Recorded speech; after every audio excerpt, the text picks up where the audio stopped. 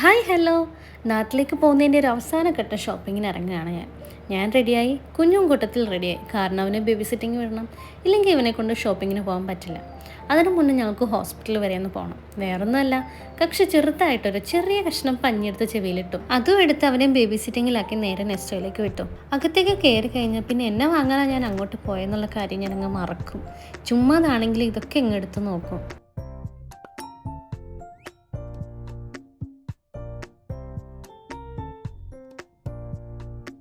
ബാഗ്സിൻ്റെ നല്ല കളക്ഷൻ ഉണ്ടായിരുന്നു. തരക്കേടില്ലാത്ത റേറ്റും ഉണ്ട്.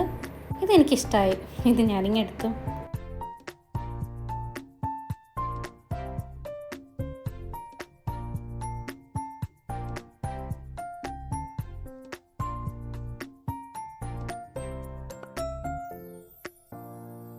കുറച്ച് പച്ചക്കറിയും വാങ്ങി, അത്യാവശ്യം കുറച്ച് സാധനങ്ങൾ വാങ്ങി ഞാൻ തിരിച്ചു. തിരികെ പോകുന്ന വഴി കുഞ്ഞിന് കുറച്ച് മെഡിസിൻ വാങ്ങാനുള്ളത് അതും വാങ്ങി നേരെ സഹാറയ്ക്ക്. ഇവിടുന്ന് അധികം ഷോപ്പിംഗ് ഇല്ല. എൻ്റെ മോയ്സ്ചറൈസർ തീർന്നു. അതാണ് മെയിൻ ഉദ്ദേശം.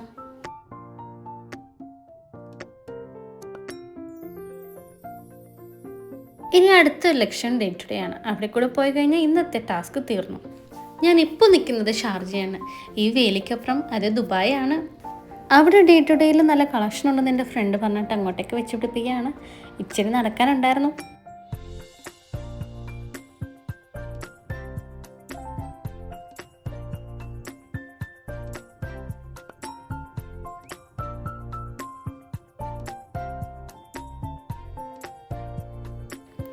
അധിക സാധനങ്ങളൊന്നും വാങ്ങാനില്ല.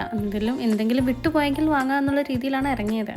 കൊച്ചിലെ ഒരുപാട് ഡിമാൻഡ് ഉണ്ടായിരുന്ന ബട്ടർഫ്ലൈ ക്ലിപ്പാണിത്. ഷോപ്പിംഗ് അതൊരു ഹാരമല്ലേ.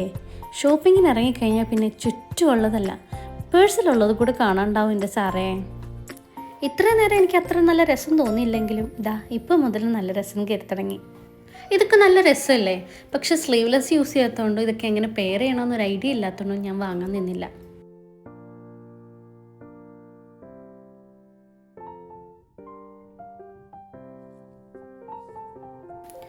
അങ്ങനെ ചില്ലറ ഷോപ്പിംഗ് കഴിഞ്ഞ് തിരികെ മടക്കം. സഹാറ സെൻറ്റർ വഴി വേണം ഇപ്പുറത്ത് ഇറങ്ങാൻ. അങ്ങനെ കയറിയപ്പോൾ ബാത്ത് ആൻഡ് ബോഡിയിലൊന്ന് കയറി.